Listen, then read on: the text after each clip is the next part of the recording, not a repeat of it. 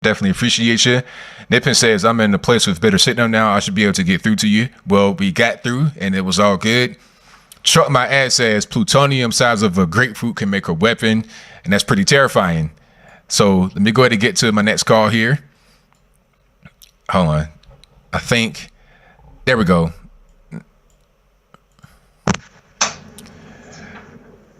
All right. We have a special guest on the line. We have Mr. Peter Strzok, currently formerly of the FBI. I'm not really sure which one to say. How's everything going? Hello, pathetic citizen. How are you doing tonight? I mean, I'm doing okay, but how are you doing? I saw you during the hearing, and you didn't look like you were okay. It was a lot of crazy head movements. I'm not really sure what's going on.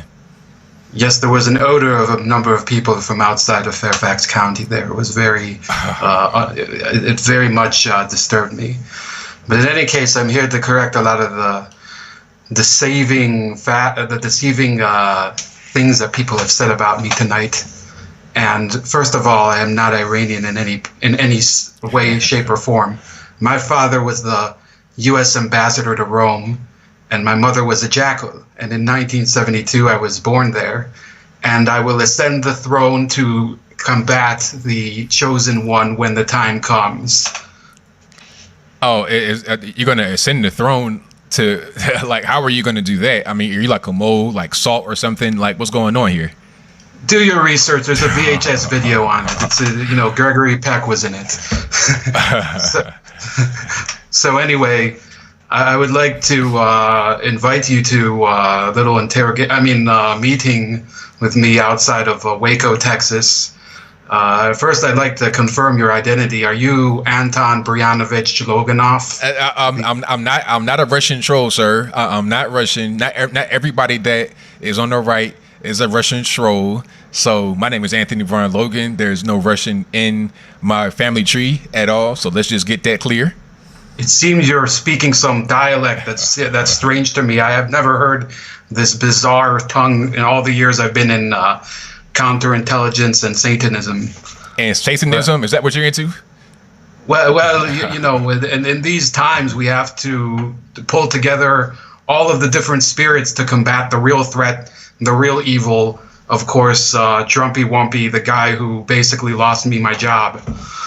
I think you lost your own job when you came up with those crazy texts, and also you lost your marriage, or your marriage is in jeopardy. What's going on with Lisa Page? Where's your girlfriend at? Are you still together? What's going on? Hey, buddy, I'm a strict professional. I didn't say a professional at one. You can hate the player, but you can't hate the game. Hey, it wasn't. Is that what they say over there in Vladivostok? Actually, I'm originally from Virginia, and I took offense when I saw that you said that people from Southern Virginia they somehow stink of Trump supporters. I was offended. Well, the only person I've ever met from Southern Virginia was basically the guy who changed my tire that time. Me and Lisa Strzok, engaged in this little investigation by the side of the highway, and a raccoon bit through our tire. So, that person was very much, he appeared to be some sort of inbred mountain hillbilly. Wow. So Inbred mountain hillbilly. There's not mountains right there in Southern Virginia. It's pretty flat. I mean, I think that you're watching a few too many movies and you're not really, getting out in Virginia and seeing what's really going on. It might be a little bit of prejudice there. I'm not really sure what's happening. Well, I'm sorry. Please tell me where I can see Afro-Russians such as yourself in Southern Virginia. Sir, I'm not a Russian. I'm a regular person. I think you've been drinking a little bit too much of that Washington, D.C. Kool-Aid. Listen, I would very much like to answer your questions, but as I've told you before, I really would like to answer them, but I've been advised by the FBI not to answer questions pertaining to the Russia investigation. Oh, okay. So if you don't want to answer the Russia investigation questions, why do you dislike Trump so much? And why did you think you could just get away with it in the FBI? I mean, weren't you a pretty high-ranking person? And isn't it kind of a conflict of interest for you to be there when you feel that way about Donald Trump?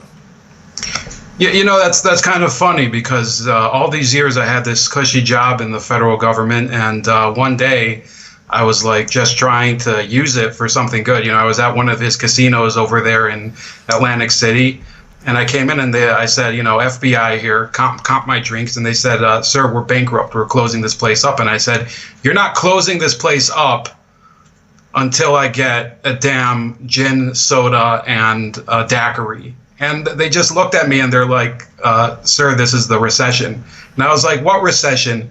And then I drove back to Washington. I said to everybody, I thought we bailed everybody out. What's this talk of a recession? So, Donald Trump and his casino, they just ruined my entire evening that night. And since then, I've never been the same.